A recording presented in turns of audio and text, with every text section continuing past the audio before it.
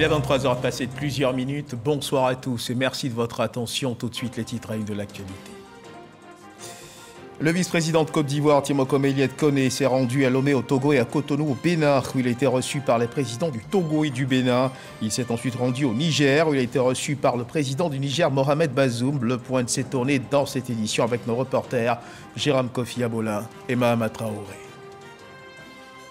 L'armée de Côte d'Ivoire renforce ses effectifs avec 2954 recrues qui ont été présentées au drapeau ce mercredi matin. 3 cérémonies de présentation au drapeau à Bouaké, Ségélé et Yamoussoukro. Ils sont de la classe 2022-1A et ils constituent le premier contingent d'un effectif de 10 000 militaires à recruter sur 2 ans. 2,5 tonnes de cocaïne ont été incinérées ce mercredi matin, saisie de drogue importante à Abidjan ainsi qu'à San Pedro par la police nationale. Un trafic international qui utiliserait la Côte d'Ivoire comme pays de transit de cette marchandise. Le point de cette opération dans cette édition. Voilà pour l'essentiel. Oui, bonsoir à tous et merci de nous suivre. Lomé au Togo et Cotonou au Bénin, 2 escales très fréquentées de la région ouest africaine qui ont reçu la visite du vice-président de Côte d'Ivoire, Timoko Méliès Koné, gouverneur de la Banque centrale des États de l'Afrique de l'Ouest jusqu'à sa nomination le 19 avril dernier. Il s'est rendu dans ces capitales ouest africaines. Il a été reçu par les présidents du Togo et du Bénin, Jérôme Kofi Abola. Le vice-président de la République de Côte d'Ivoire ce mardi dans 2 capitales des pays de la sous-région. Timoko Méliès Koné a commencé par Lomé, où il a été accueilli chaleureusement par les autorités togolaises, avec à leur tête le président de la République, Faure Gnassingbé. Le chef de l'État togolais a tenu à féliciter particulièrement son hôte pour le travail abattu à la BCEAO. Il lui a par conséquent décerné une distinction honorifique. Timoko Méliès Koné a été élevé à la dignité de grand officier de l'ordre du Mono de la République togolaise. Même ambiance de convivialité dans la capitale béninoise, Cotonou, quand le vice-président ivoirien y est arrivé. Timoko Méliès Koné a échangé avec le président du Bénin, Patrice Talon. Celui-ci l'a félicité pour sa contribution au rayonnement de la Banque centrale des États de l'Afrique de l'Ouest, BCEAO.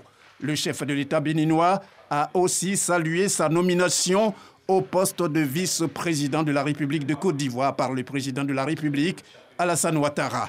24 heures avant Cotonou et Lomé, le vice-président était à Dakar, la capitale sénégalaise, où il était résident en tant que gouverneur de la BCEAO. Il est prévu ce mercredi une autre visite à Niamey, au Niger, où le vice-président ivoirien va rencontrer le président nigérien, après l'avoir fait successivement avec les présidents sénégalais, togolais et béninois. Ces visites respectives de Timoko Méliès Koné s'inscrivent dans le cadre d'une tournée dans les pays de l'UMOA, dont la BCEAO est la Banque centrale, institution qu'il a gouvernée pendant plusieurs années avant sa nomination le 19 avril par le chef de l'État ivoirien, le président de la République Alassane Ouattara, comme vice-président de la République de Côte d'Ivoire. Et après le Sénégal, le Togo, le Bénin, le vice-président de Côte d'Ivoire s'est rendu au Niger, où il a été reçu par le président du Niger, Mohamed Bazoum. Les 2 personnalités se sont entretenues, le point de leurs échanges avec Mahama Traoré. C'est le palais de la présidence de la République du Niger qui accueille ce mercredi après-midi le vice-président de la République de Côte d'Ivoire. Timoko Méliès Koné est reçu par le chef de l'État nigérien, Mohamed Bazoum. Au moment où il quitte ses fonctions de gouverneur de la Banque centrale pour rejoindre l'exécutif ivoirien, il était du devoir de Timoko Méliès Koné de venir présenter ses adieux au président nigérien. Reconnaissant du travail abattu par l'Ivoirien à la tête de la Banque centrale des États de l'Afrique de l'Ouest, Mohamed Bazoum décide de l'élever au rang de commandeur dans l'ordre du mérite du Niger. Distinction remise par le chef du gouvernement nigérien, Oumoudou Mahamadou. C'est beaucoup d'honneur, beaucoup de considération pour m'avoir distingué à cet ordre. Et en tant que commandeur, c'est avec beaucoup de fierté que je l'apporte. En 11 années passées à la tête de la BCEAO, Timoko Méliès Koné aura contribué à la stabilité monétaire de la zone UEMOA en développant des mécanismes innovants de financement des économies des 8 États membres. Timoko Méliette-Koné, le vice-président de retour en Côte d'Ivoire, a reçu en audience le représentant spécial du secrétaire général de l'ONU pour l'Afrique de l'Ouest et le Sahel en visite de travail, Mahama Hanadif Saleh, et le vice-président de la République ont échangé sur un certain nombre de projets envisagés entre l'institution internationale et la Côte d'Ivoire. On retrouve Mahama Traoré. Le représentant spécial du secrétaire général et chef du bureau des Nations Unies pour l'Afrique de l'Ouest et le Sahel est en visite de travail en Côte d'Ivoire. Il est venu annoncer aux autorités ivoiriennes et au vice-président de la République en particulier la volonté des Nations Unies d'organiser en Côte d'Ivoire un événement important dans les semaines à venir. C'était d'abord pour lui présenter nos félicitations pour la confiance qui est placée en lui en tant que vice-président de la République de Côte d'Ivoire. Également lui dire la disponibilité des Nations Unies d'être toujours à côté de la Côte d'Ivoire. Et nous avons échangé sur les projets que nous avons en commun pour les jours à futur. Surtout, nous avons un projet extrêmement important de faire un atelier sur la cohésion sociale, parrainé par les Nations Unies à travers toutes les agences qui sont ici, le ministère de la Réconciliation nationale, le médiateur de la République. Nous avons échangé avec lui autour de toutes ces questions et puis surtout sur le rôle moteur de la Côte d'Ivoire pour la stabilité de la sous-région. C'est le 26 mars 2021 que Mahama Hanadif Saleh a été nommé représentant spécial chargé du Bureau des Nations Unies pour l'Afrique de l'Ouest et le Sahel. L'institution qu'il dirige a la responsabilité de consolider la paix et la gouvernance dans les pays émergents de conflits ou de crises politiques. Mahama Hanadif Saleh, le représentant spécial du secrétaire général de l'ONU pour l'Afrique de l'Ouest et le Sahel, s'est ensuite rendu chez le médiateur de la République, Adama Tounkara. Les efforts de paix engagés par les autorités ivoiriennes, la cohésion sociale, voici les sujets autour desquels ont gravité leurs échanges. Éric Corré. Mahama Saleh Hanadif, représentant spécial du secrétaire général des Nations Unies pour l'Afrique de l'Ouest et du Sahel, s'entretient avec Adama Tounkara, médiateur de la République. La paix et la cohésion sociale au centre des échanges. Les efforts de paix des autorités ivoiriennes reconnus à l'échelle internationale. Nous sommes venus le voir, discuter avec lui, mais surtout de l'encourager et de le féliciter pour tout ce qui a été fait. Il y a quelques mois où j'étais venu ici rencontrer le président de la République, où on s'est posé la question, est-ce que le président Gbagbo va revenir ou pas? Le président Gbagbo aujourd'hui est ici, il contribue à sa manière pour le retour de la paix. Un grand forum qui est le dialogue national politique a eu lieu et bientôt nous allons organiser avec le médiateur de la République, avec le ministère de la Réconciliation nationale, un atelier portant sur la cohésion sociale. Un constat qui réjouit le médiateur de la République et qui encourage cette institution à multiplier ses actions en faveur de la paix et de la cohésion sociale. Nous allons partager avec d'autres institutions de la Côte d'Ivoire notre expérience en matière de médiation, en matière de cohésion sociale, de renforcement de la cohésion sociale dans notre pays. Je voudrais saisir l'occasion de la visite de son Excellence ici pour remercier le système des Nations Unies pour tout ce qu'il fait pour la Côte d'Ivoire et pour les institutions comme la nôtre. Les institutions de la République de Côte d'Ivoire, le gouvernement ivoirien, les partis politiques et la société civile peuvent être fiers de ce progrès en matière de paix et de cohésion sociale en Côte d'Ivoire. Direction l'état-major de l'armée de l'air qui a reçu la visite du ministre d'État, ministre de la Défense, Téné Birahima Ouattara. Une visite qu'il a engagée pour s'imprégner des réalités de ces hommes et les rassurer du soutien constant du chef de l'État et des institutions pour l'amélioration de leurs conditions de travail. Abou Sanogo. Le ministre d'État, ministre de la Défense, Téné Birahima Ouattara, à la base aérienne d'Abidjan. Une visite terrain à l'état-major de l'armée de l'air qui intervient après celle d'Akuido en 5 ans pour échanger avec ces hommes, pour mieux s'imprégner de leurs conditions de vie et de travail. En d'autres termes, évaluer ce qui a été fait et découvrir ce qui peut être fait pour leur permettre d'assurer leur mission. Téné Birahima Ouattara, après son échange avec la hiérarchie de l'armée de l'air, est allé visiter le simulateur de vol de type ALX-63 destiné à renforcer les capacités opérationnelles des pilotes. Un outil qui permet d'exécuter des entraînements à la navigation et aux procédures. Après la visite du simulateur de vol, le ministre d'État, ministre de la Défense, Ténébirema Ouattara, s'est adressé à ces hommes à la place d'armes.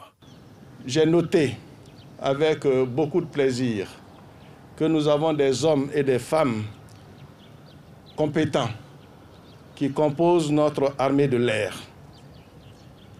Votre professionnalisme à tous les niveaux nous rassure, qu'il s'agisse des personnels navigants, mécaniciens et des hommes de soutien.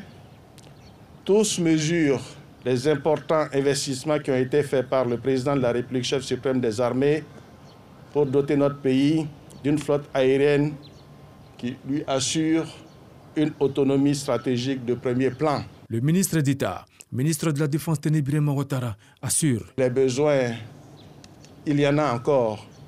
Mais je peux vous assurer que son Excellence, Monsieur le Président de la République, chef suprême des armées, fera en sorte que vous puissiez être doté de tous les moyens dont vous avez besoin pour mener à bien la mission qui est la vôtre. Aujourd'hui, grâce à vos actions quotidiennes, la Côte d'Ivoire projette elle-même ses troupes dans toutes les contrées où elles sont appelées à intervenir. Il est bon de le noter, c'est très important. C'est pourquoi je voudrais féliciter le chef d'état-major général des armées et le chef d'état-major de l'armée de l'air pour la bonne gestion de notre capacité opérationnelle au niveau des airs. À vous, j'adresse mes chaleureuses félicitations pour votre engagement dans la défense de notre territoire et la protection de nos populations. L'armée de l'air assure la surveillance et la défense de l'espace aérien national. Elle participe à la défense intérieure et extérieure en exécutant des missions d'observation, de transport, d'appui et d'interception. Deuxième titre de cette édition, l'armée de Côte d'Ivoire renforce ses effectifs avec ses 2954 recrues qui ont été présentées au drapeau ce mercredi matin au cours de 3 cérémonies qui ont eu lieu à Boaké-Séguéla et Yamoussoukro. Ils sont de la classe 2022-1A et ils constituent le premier contingent d'un effectif de 10 000 militaires à recruter sur 2 ans. Kader Sokotogo.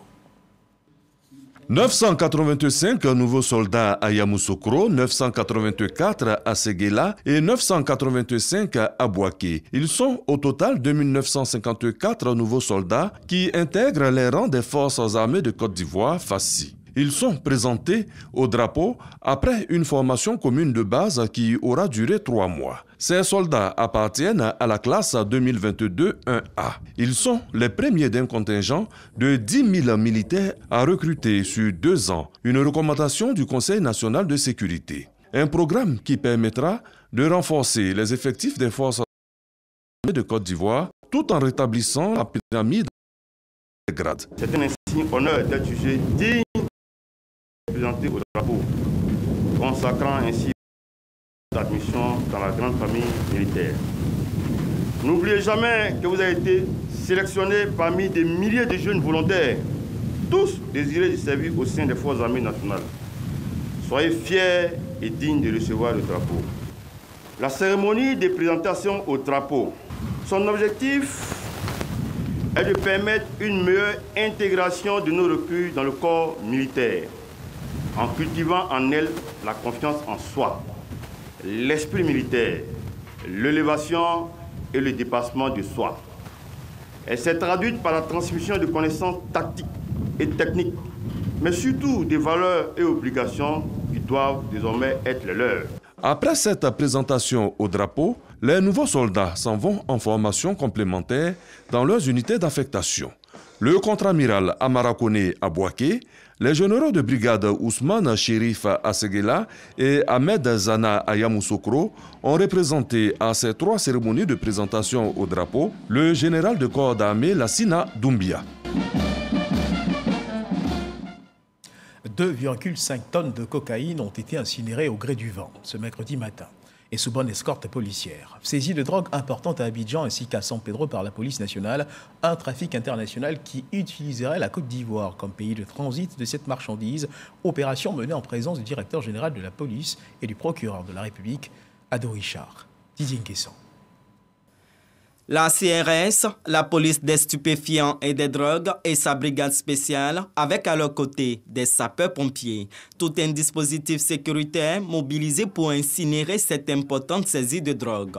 Elle est estimée à plus de 2,5 tonnes pour une valeur marchande de 42 milliards de francs CFA. C'est au cours d'une saisie incidente à la suite d'un événement à Koumassi. Le commissariat du 20e arrondissement qui s'est déporté sur les lieux a pu découvrir avec l'apport technique de notre direction de lutte contre les stupes par excellence, la DPSD, on a pu découvrir cette quantité. L'enquête s'est poursuivie à San Pedro et nous avons pris le gros du lot à cet endroit. C'est un trafic international. Le procureur de la République, près le tribunal de première instance du Plateau, Richard Adou, a pris part à cette incinération. Pour lui, la Côte d'Ivoire dispose d'un important levier juridique pour faire face au trafic international de stupéfiants. Il y a une quinzaine de personnes qui ont déjà été interpellées, plusieurs nationalités, mais on n'est pas dupes. Nous savons également qu'il y a beaucoup de personnes qui courent encore et donc nous n'osons pas, en début de procédure, dire quelles sont les personnes qui sont impliquées. La loi est extrêmement sévère en ce qui concerne tout ce qui est trafic international de drogue. C'est au moins 20 années d'emprisonnement pour tous ceux qui ont participé, de près ou de loin. Cette saisie est un record pour la police nationale de par son volume. Les enquêtes se poursuivent pour situer les responsabilités. Un reportage du Nguessan et on reste avec la police nationale. Dans le cadre du projet de la ronde sociale, le ministre de l'Emploi et de la Protection sociale, Adama Camara, s'est rendu à l'école de police pour sensibiliser ses acteurs de la sécurité nationale à s'approprier les nouveaux produits de sécurité sociale, notamment la retraite complémentaire, un nouveau régime de retraite qui devrait leur permettre de bénéficier d'une retraite paisible. Patricia Omouitia. Le ministre de l'Emploi et de la Protection sociale en campagne de sensibilisation. Ici, à l'école de police, le ministre a présenté le régime de la retraite complémentaire, un produit conçu par le gouvernement ivoirien en vue d'améliorer les conditions de vie des populations. Adama Camara, qui était accompagné du ministre de l'Intérieur et de la Sécurité, du directeur général de la SEGRAE et celui de la police nationale, a exhorté les policiers à s'approprier ce nouveau produit. Avant 2012, nous avions un système de retraite qui a fait chemin. Et ce système de retraite-là qui permet à l'employé qui va à la retraite d'avoir un revenu de remplacement qui n'est pas équivalent à 100% de son dernier revenu, de son dernier salaire. Et le mécanisme de la complémentaire, justement, voulu par son Excellence Monsieur le Président de la République, permet à cet employeur, à partir de sa capacité personnelle à épargner, de pouvoir se constituer une épargne sécurisée, rémunérée. Intéressés par ce nouveau produit qui leur permettra de bénéficier d'une meilleure retraite, les policiers ont échangé sur la question afin de mieux s'approprier le régime de la retraite complémentaire. Et le ministre de l'Emploi et de la Protection sociale qui a d'ailleurs eu une séance de travail avec l'administration douanière au menu des échanges de sensibilisation à la question de la retraite complémentaire par capitalisation. Un nouveau régime de retraite que le gouvernement entend vulgariser auprès des fonctionnaires et agents de l'État. Objectif, bonifier la situation sociale des travailleurs dès la cessation d'activité. Les agents des douanes ont globalement marqué leur adhésion au projet. Nous y reviendrons certainement dans nos prochaines éditions. 20 000 logements en mode location-vente sortiront bientôt de terre suite à cet accord passé entre le ministère de la Construction, du Logement et de l'Urbanisme et un consortium d'entreprises ivoiro-britanniques composé de OPS Holding et Strong Farms. Ce projet s'inscrit dans le cadre de la mise en œuvre de la phase 2 du programme présidentiel des logements sociaux. Cheikh Koné. Cet accord, paraphé et signé des membres du consortium ivoiro-britannique et du ministre Bruno Nabagné-Koné, vaut son pesant d'or. Il mettra en route la production de 20 000 logements sociaux en mode location-vente remboursable sur 15 et 30 ans. On a créé ce consortium et signé cette convention pour pouvoir réaliser la première tranche déjà de 20 000 logements qui seront destinés à ceux qui sont dans le besoin, notamment ceux qui sont dans des conditions précaires, notamment qui n'ont pas la capacité d'avoir des financements tout de suite. Donc vous allez remarquer d'ailleurs la présence de la Banque de l'Habitat pour pouvoir structurer avec nous en mettant en place un mécanisme de fonds de garantie mis par le ministère pour pouvoir permettre à ceux qui ont la capacité d'avoir des crédits acquéreurs d'être aussi accompagnés. Ce protocole d'accord traduit la matérialisation effective des réformes engagées dans le secteur visant à offrir un cadre de vie assaini et un logement abordable aux populations. Nous savons que vous saurez impacter le marché par vos qualités, par vos capacités, par votre expérience et nous comptons sur vous pour que ce soit effectivement le cas. Nous partons sur un certain nombre de logements. Je crois que cette convention va concerner dans un premier temps 20 000 logements, mais nous savons que nous pouvons ou nous pourrons par la suite compter sur vous pour aller à des échelles encore plus hautes compte tenu des besoins du marché qui sont relativement importants. Cette production en masse va favoriser, selon ses promoteurs, la création de plusieurs emplois, avec à la clé un transfert de compétences technologiques. À suivre à présent l'évolution de la Covid-19 en Côte d'Ivoire.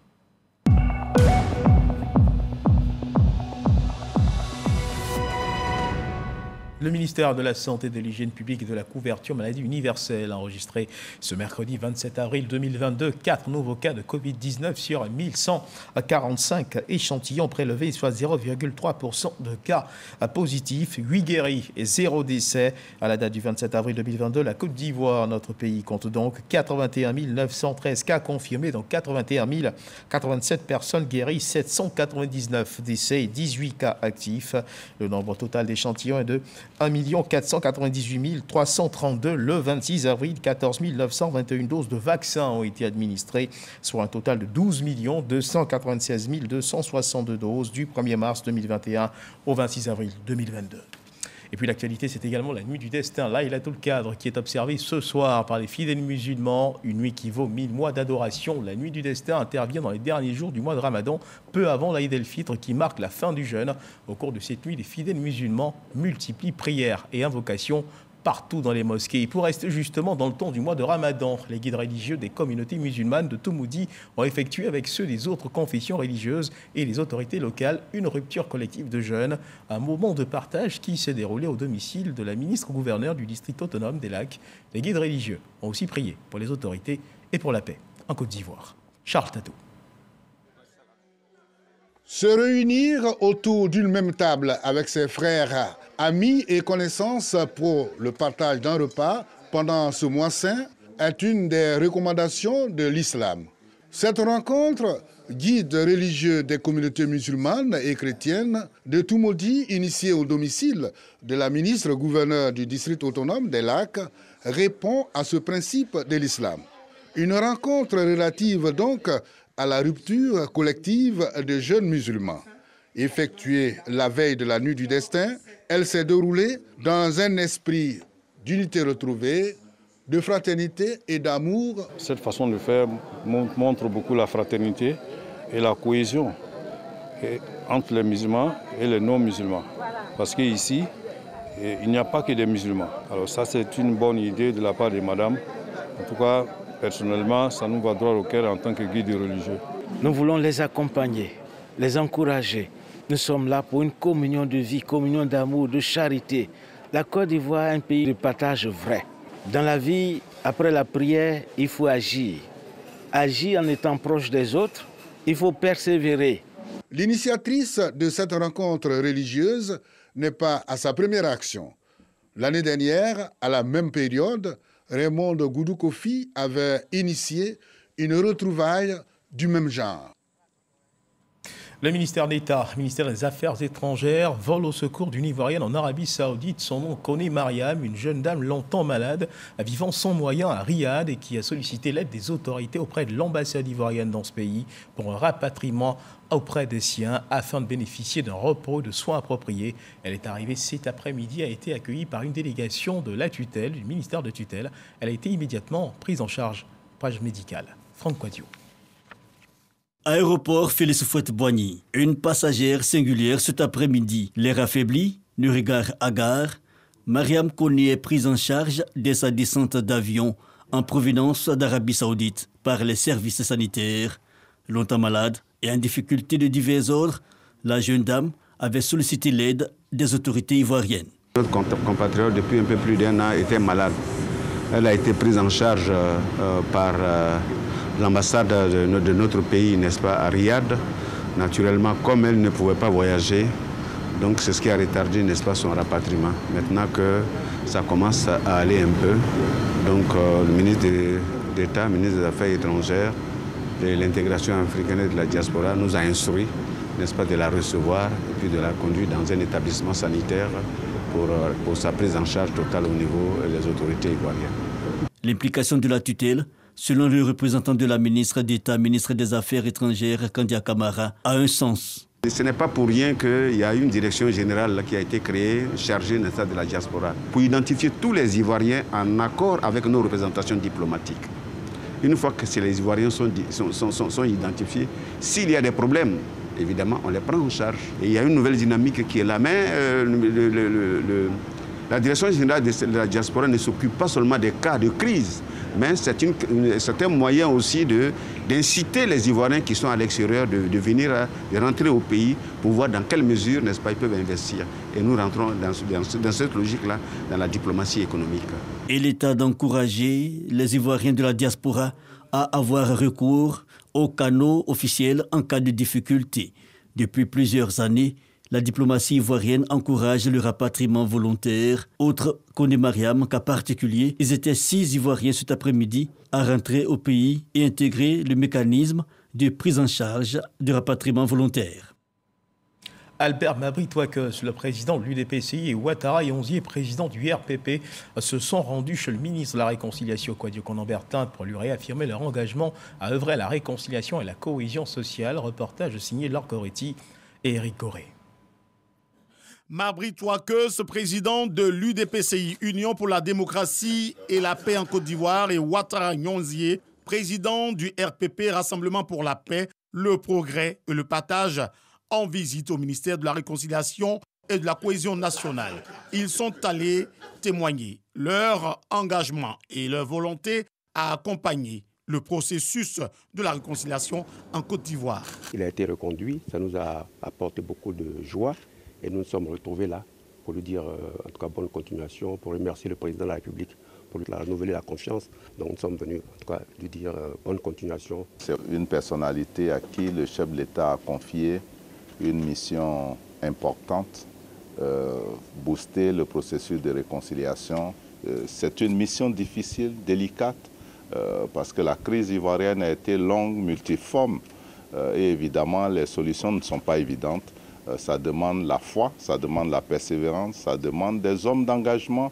Ce n'est pas lui seul qui réussira cette mission, c'est tous les Ivoiriens. Le ministre de la Réconciliation nationale, Kouadio Konan-Bertin, salue l'initiative de ces chefs de partis politiques. La mission que le chef de l'État a bien voulu nous confier, par sa délicatesse, eh bien, requiert une mobilisation générale. Personne ne peut à lui tout seul prétendre conduire à bon port un tel processus.